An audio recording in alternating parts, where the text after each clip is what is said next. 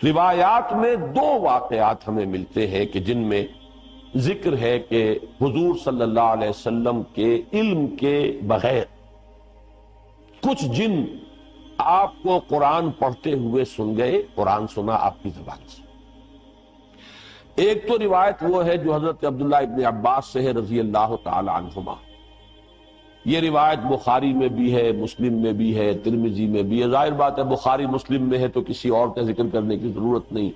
حضرت ابن عباس رضی اللہ تعالی عنہ سے یہ منقول ہے۔ وہ فرماتے حضرت ابن عباس رضی اللہ تعالی عنہما، اس لیے کہ حضرت عباس بھی صحابی ہیں اور ابن عباس بھی صحابی ہیں۔ وہ فرماتے ہیں کہ حضور صلی اللہ علیہ وسلم کچھ صحابہ کے ساتھ عکاظ کا میلہ جو ہوتا تھا، بازار لگتا تھا، وہاں تشریف لے جا رہے تھے۔ راستے میں وادی نخلہ پر آپ کا پڑا ہوا، رات آپ نے وہاں بسر کی۔ فجر کی نماز آپ پڑھا رہے تھے اپنے ساتھیوں کو اور اس میں آپ نے قرآن مجید کی تلاوت کی، تو وہاں سے جنوں کا گزر ہوا، انہوں نے پورے اطمینان کے ساتھ وہاں قرآن سنا۔ ایک واقعہ تو یہ ہے، اور یہ جہاں تک تعلق ہے اس کے یعنی ثقہ ہونے کا اس روایت کا، تو ظاہر بات ہے کہ یہ صحیحین کی روایت ہے، اس کے بارے میں شک جو ہے وہ کی گنجائش نہیں ہے۔ دوسری روایت جس کو کہ زیادہ تفسیری روایات میں اور سیرت کی کتابوں میں زیادہ نقل کیا گیا ہے، وہ یہ ہے کہ حضور جب سن 10 نبوی میں طائف سے واپس آ رہے تھے، جب مکے میں فیصلہ ہو گیا تھا ابو طالب کے انتقال کے بعد کہ اب محمد کو قتل کر دیا جائے صلی اللہ علیہ وسلم، تو حضور طائف گئے تھے، اور طائف میں آپ نے وہاں کے 3 سرداروں سے ملاقاتیں کی۔ بہرحال وہاں سے تو جواب جو ہے کوئی ان کو آپ کو پازیٹیو یا مثبت جواب نہیں ملا، واپس آ رہے تھے، اور سخت ترین دن آپ پر وہ گزرا وہ معلوم ہے آپ کو، شدید ترین مشقت اور مصیبت آپ جھیل کر واپس آ رہے تھے۔ تو واپسی پر اسی وادی نخلہ میں قیام ہوا۔ یہ وادی نخلہ طائف اور مکے کے تقریباً درمیان میں ایک وادی ہے۔ آج کل جو لوگ وہاں جاتے ہیں تو ان کے علم میں ہے کہ 2 راستے ہیں، طریق السیل ہے ایک، اور ایک طریق الجبل ہے۔ ایک پہاڑی راستہ بنا ہے، اب جو نئی سڑک بنی ہے اس میں بڑے ایچ پیچ ہیں، بہت سے اس کے اندر موڑ ہے، جیسے پہاڑ کا ہوتا ہے، اچانک وہ چڑھائی چڑھتی ہے، تو وہ تو پہاڑی سڑک ہے، جیسے مری آپ جا رہے ہیں ایسی سڑک ہے۔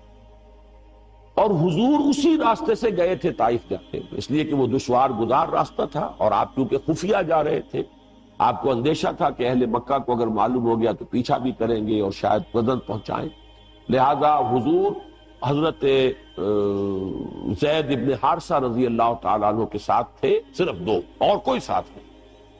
اور وہ پہاڑی راستہ آپ نے اختیار کیا تھا جو نہایت دشوار تھا۔ وہ آج بھی آپ جائیں اس طریقے جبل سے تو اندازہ ہوگا کہ جب یہ سڑک نہیں تھی تو یہ راستہ کتنا دشوار۔ دوسرا راستہ طریق السیل کہلاتا ہے۔ وہ طریق السیل جو ہے وہ بہت ہی یوں سمجھیے کہ گریجولی وہ اس کی چڑھائی ہے یا اترائی ہے۔ مکے سے طائف کی طرف جائیں گے تو چڑھائی ہے، اور طائف سے مکے کی طرف آئیں گے تو اترائی ہے، اور یہ وہ راستہ ہے جہاں پتہ ہی نہیں چلتا کہ آپ نے کوئی چڑھائی چڑھی ہے، اس قدر وہ گریجول اس کی جو ہے وہ چڑھائی یا اترائی ہے کہ پتہ ہی نہیں چلتا۔ اس راستے میں وہ نخلا کا مقام آتا ہے، وہ وادی نخلا جس میں حضور کا قیام ہوا ہے۔ یہ دونوں حدیثیں اس پر متفق ہیں کہ جو طائف سے واپسی پر بھی اگر یہ واقعہ ہوا ہے کہ فجر کی نماز میں آپ نے قرآن پڑھا اور جنوں نے سنا، تو بھی وہ نخلا کا مقام ہے، اور اگر وہ آپ اس سے پہلے کہیں خود تبلیغ کے لیے جا رہے تھے صحابہ کے ساتھ، اور اس میں عکاظ کے میلے میں، اس لیے کہ اس کا تو ہمیں روایات سے ثبوت ملتا ہے کہ چونکہ ایک بڑا میلہ لگتا تھا وہاں پر، بازار جیسے ہاٹ ہوتے ہیں ایسٹ پاکستان میں، اور مختلف پنجاب میں دیہات میں بھی بازار لگتے ہیں، اور پٹھانوں کے علاقے میں بھی اس طرح کا وہاں ایک میلہ لگتا تھا، بازار بھی میلہ بھی۔ اس میں کچھ وہ بھی ہوتے تھے، شعر و شاعری کے مقابلے بھی ہوتے تھے، اس میں فنون کے مقابلے بھی، اس میں کشتیاں بھی، اس میں خرید و فروخت بھی، اس میں دلچسپی کا سامان بھی۔ تو حضور وہاں تبلیغ کے لیے گئے ہیں، اس موقع پر بھی جا رہے تھے، تب بھی یہ واقعہ جو ہے یہ وادی نخلا میں۔ اس میں اب 2 روایات ملتی ہیں، سوالات اب یہ پیدا ہوتے ہیں کہ آیا یہ جو سورہ جن میں واقعہ بیان ہوا، سورہ احقاف میں بیان ہوا، آیا یہ 2 واقعے ہیں یا ایک ہے؟ بعض حضرات کی رائے یہ کہ ایک ہی واقعہ ہے جو 2 جگہ بیان ہوا،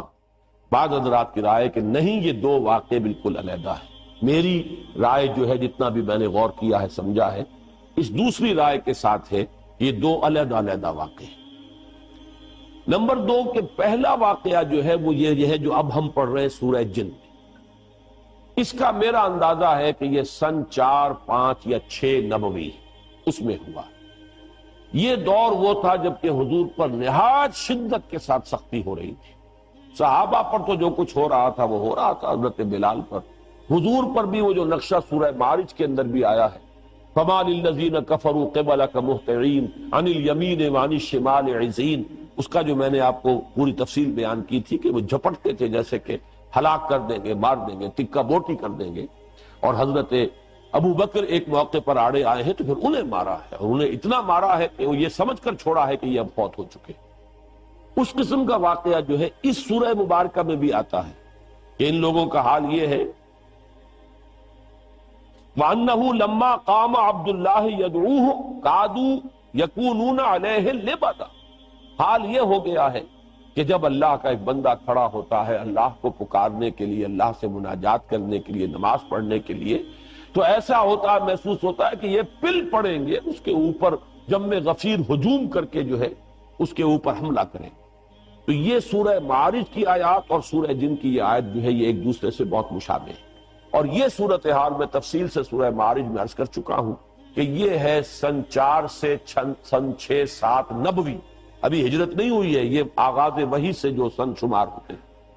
یہ اس دور کا واقعہ ہے۔ جبکہ وہ واقعہ جو ہے دوسرا،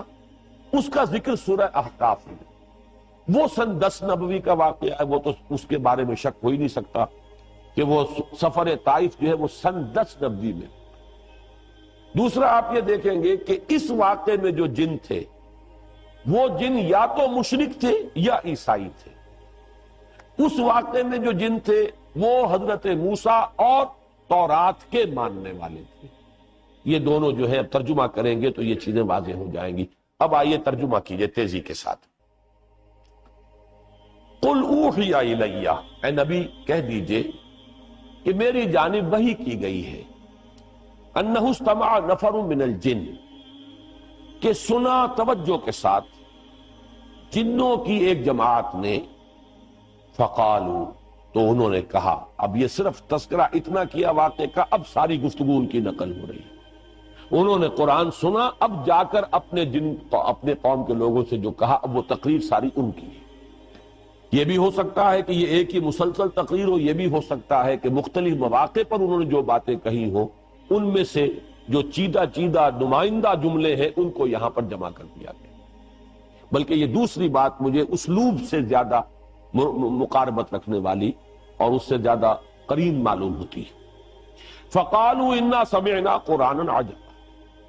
تو انہوں نے کہا کہ ہم نے سنا ایک قرآن بہت عجیب، اور عجیب سے مراد ہے بہت دل کو لبھانے والا، بہت عمدہ، بہت پسندیدہ۔ یہدی الی الرشد، وہ رہنمائی کرتا ہے اس شے کی طرف کہ جو کامیابی اور فوز اور فلاح کی طرف لے جانے والی ہے۔ فآمنا بہ، تو ہم تو اس پر ایمان لے آئے، ہم نے اس کی تصدیق کی۔ ولن نشرک بربنا احدا، اور ہم ہرگز اب شریک نہیں کریں گے اپنے رب کے ساتھ کسی بھی شے کو، کسی بھی ہستی کو۔ معلوم ہوا کہ یہ مشرک تھے پہلے، اور مشرک 2 ہی طرح کے تھے، یا مشرک وہ، یا مشرکین وہ عیسائی تھے جنہوں نے حضرت مسیح کو خدا کا بیٹا بنایا۔ یہ بھی آگے آ جائے گا۔ اس کی شرح کر رہے ہیں کہ اب ہم شرک نہیں کریں گے، ہم تائب ہو گئے ہیں۔ وَأَنَّهُ تَعَالَى جَدُّ رَبِّنَا، اور ہمیں تو یہ بات معلوم ہوئی، ہم پر یہ حقیقت منکشف ہو گئی کہ ہمارے رب کی شان تو بہت بلند ہے، بہت اعلیٰ ہے، بہت عرفہ ہے۔ مَتَّخَذَ صَاحِبَةً وَلَا وَلَدًا، اس نے نہ کسی کو اپنی جورو بنایا، نہ کسی کو بیٹا بنایا۔ وَأَنَّهُ كَانَ يَقُولُ سَفِيهُنَا عَلَى اللَّهِ شَطَطًا، اور ہمارا بے وقوف یا ہمارے بے وقوف جو کچھ اللہ کی طرف منسوب کر رہے تھے وہ تو بڑی غلط بات تھی، بڑی گستاخی کی بات تھی، بڑی ہی گمراہ کن باتیں تھیں جو وہ کہہ رہے تھے۔ وَأَنَّا ظَنَنَّا، اور ہم یہ سمجھتے رہے، اس گمان میں رہے، اس حسن ظن میں مبتلا رہے،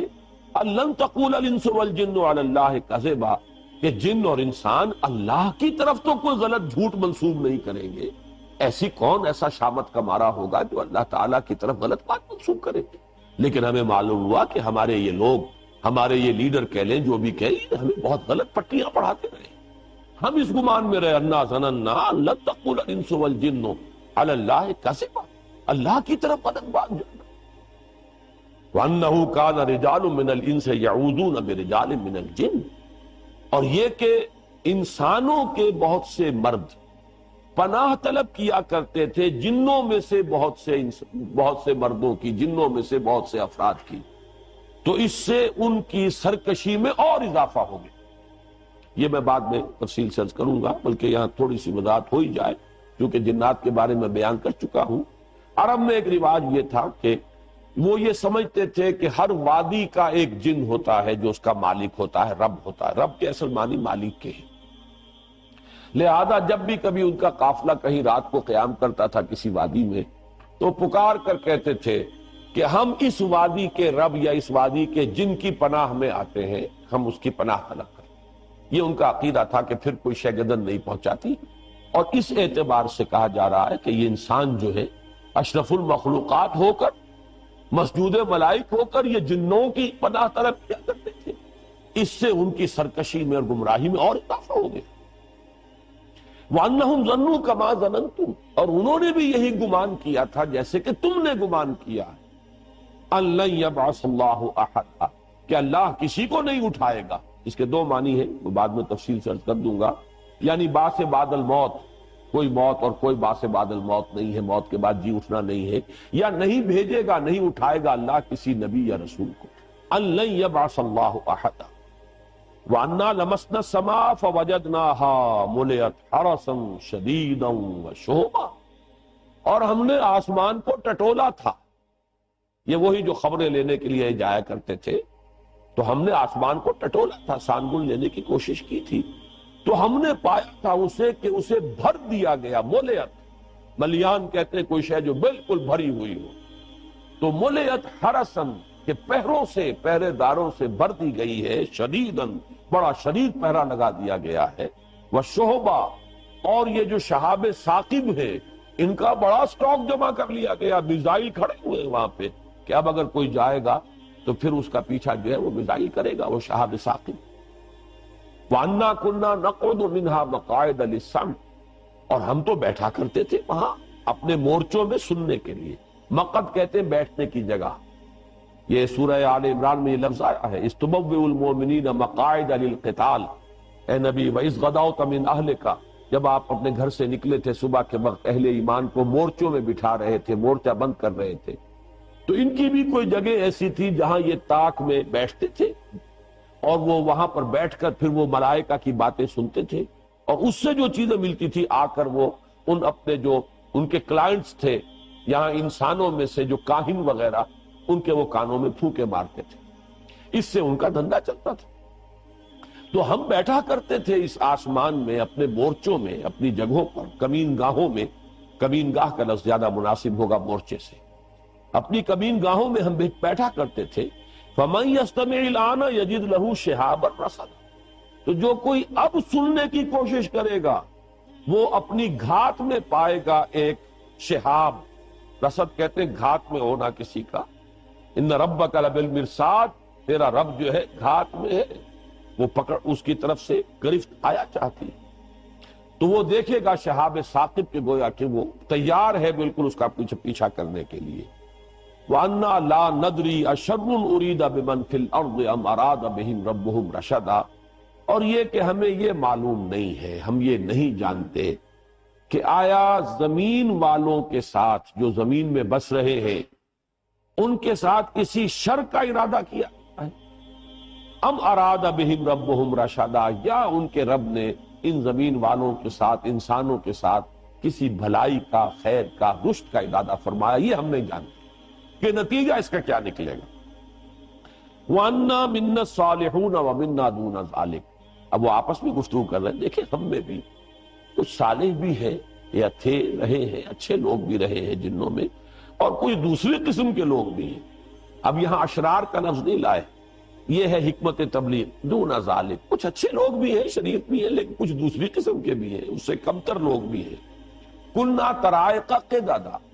ہم تو بہت سے طریقوں میں بٹے ہوئے تھے، بہت سے فرقوں میں تقسیم ہو گئے تھے، طرح طرح کا ہر ایک کا اپنا، کل حزب بما لدیہم فرحون، ہم نے بھی اپنے مشرب اور مسلک بنا لیے تھے۔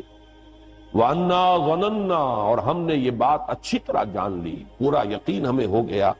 أَلَّن نُعْجِزَ اللَّهَ فِي الْأَرْضِ، کہ ہم اللہ کو نہ تو زمین کے اندر ہرا سکیں گے، عاجز کر سکیں گے، یعنی اللہ کی پکڑ سے اپنے آپ کو بچا سکیں گے، وَلَن نُعْجِزَهُ حَرَبًا، نہ ہی کہیں بھاگ کر کائنات کے اندر جو ہے کہیں ہمارے لیے چھپنے کی جگہ ہے۔ وَأَنَّا لَمَّا سَمِعْنَا الْهُدَىٰ آمَنَّا، اور ہم نے تو بھائی جب یہ ہدایت والی بات سنی ہے، یہ رہنمائی ہم نے سنی ہے، ہم تو ایمان لے آئے۔ فَمَن يُؤْمِن بِرَبِّهِ فَلَا يَخَافُ بَخْسًا وَلَا رَهَقًا، تو جو کوئی بھی اپنے رب پر ایمان لائے گا اسے کوئی خوف نہیں ہوگا، کوئی اندیشہ نہیں اسے کرنا چاہیے، نہ اس کا کہ اس پہ کوئی کمی کی جائے گی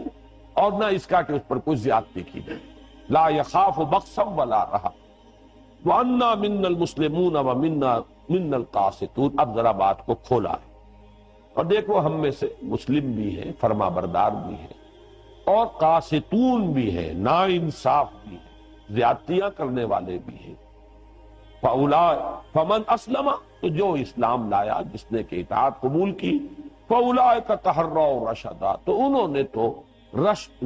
اور ہدایت اور کامیابی اور سعادت جو ہے اس کو حاصل کر لیا، اندازہ کر کے اس کا پتہ چلا لیا۔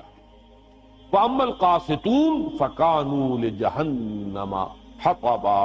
اور یہ بھی جان لو کہ جو ظالم ہیں، ظلم کرنے والے ہیں، زیادتی کرنے والے ہیں، تو وہ تو پھر جہنم کا ایندھن بن گئے۔ یہ ہے وہ 15 آیات،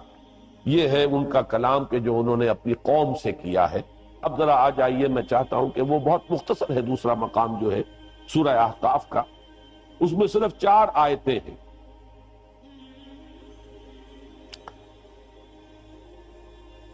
وَإِذْ صَرَفْنَا إِلَيْكَ نَفَرًا مِنَ الْجِنِّ، اور اے نبی یاد کیجئے جب کہ ہم نے آپ کی طرف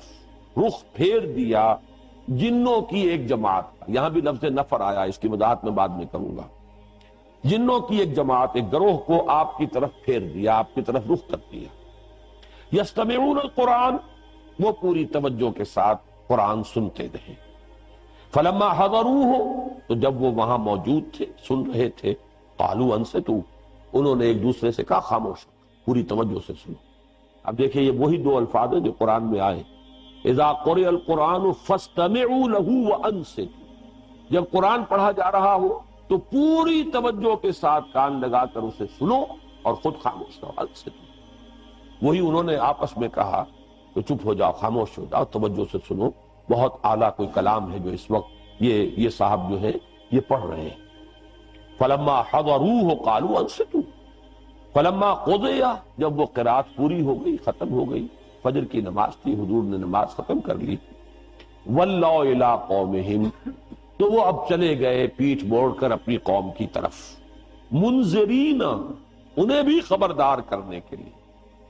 قالوا، اور وہ خبردار کرنا کیا تھا؟ کہا انہوں نے، یا قومنا، اے ہماری قوم،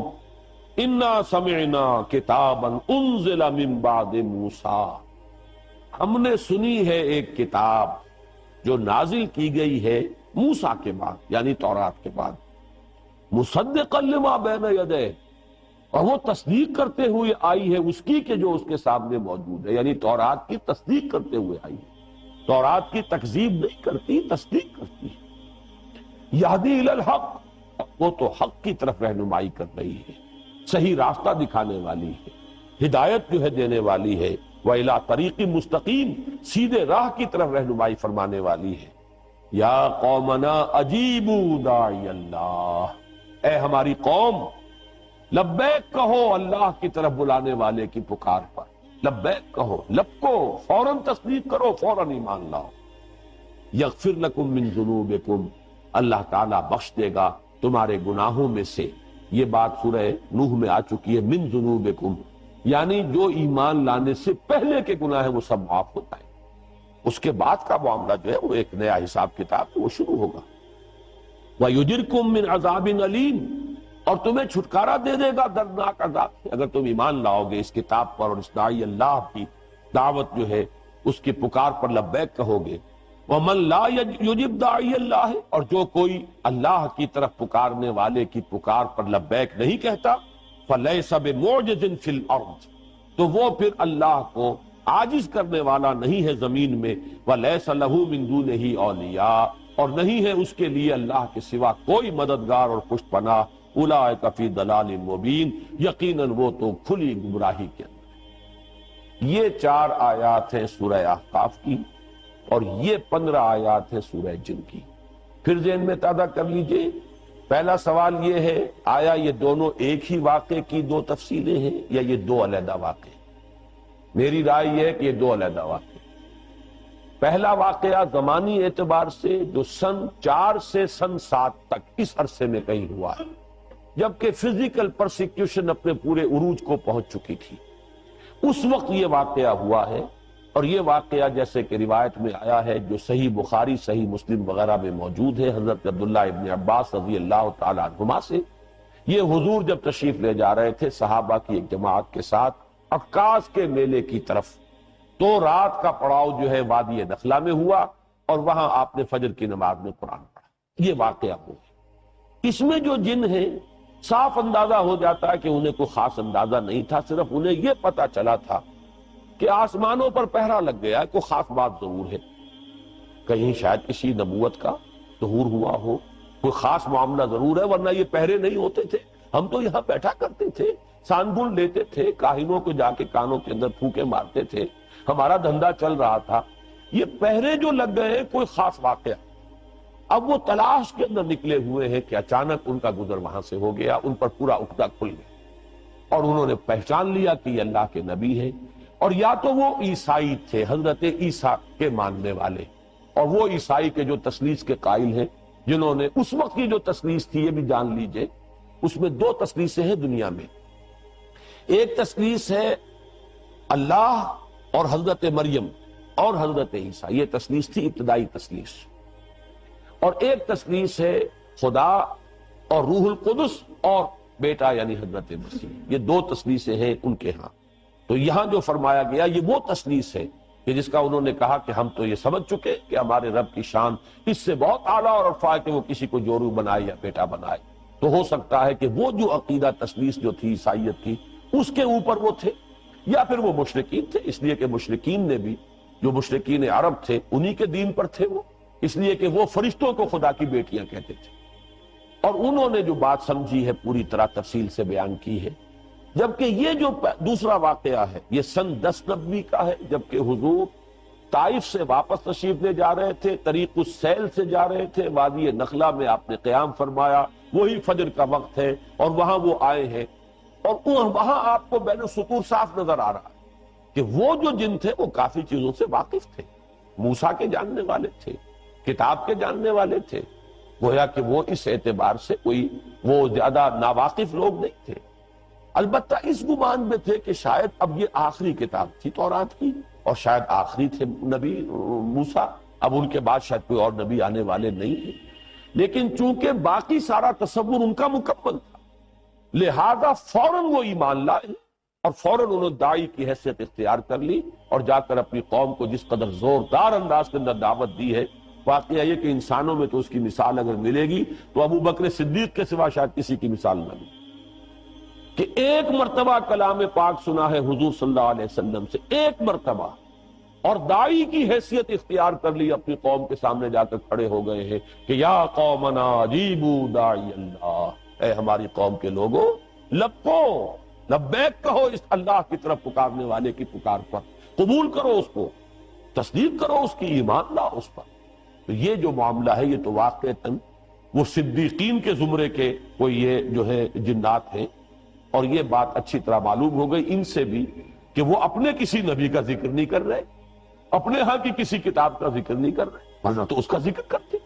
کہ ہمارے ہاں جو کتاب ہے یا ہمارے ہاں جو نبی آئے ہیں یہ بھی وہی باتیں کر رہے ہیں کہ جو ہمارے ہاں کے نبیوں نے اور رسولوں نے کی ہیں۔ قطعاً نہیں، نام لے رہے ہیں تو حضرت موسیٰ کا، اگر ذکر کر رہے ہیں تو تورات کا۔ تو معلوم یہ ہوا کہ کوئی سلسلہ نبوت و رسالت جنات میں نہیں ہے، بلکہ رسالت اور نبوت کے اعتبار سے جنات بھی انسانوں ہی کے تابع ہیں۔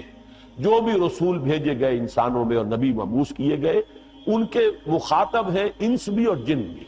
اور یہ بات جو ہے بڑی تفصیل سے میں آپ کو بتا چکا ہوں. سورہ رحمان تو ہے ہی پوری کی پوری اس پر مسلسل تخاطب تسنیہ کے سیغے سے. فَبِأَيِّ آلَاءِ رَبِّكُمَا تُكَذِّبَانِ یا معشر الجن والانس ان استطعتم ان تنفذوا من اقطار السماوات والارض فانفذوا لا تنفذون الا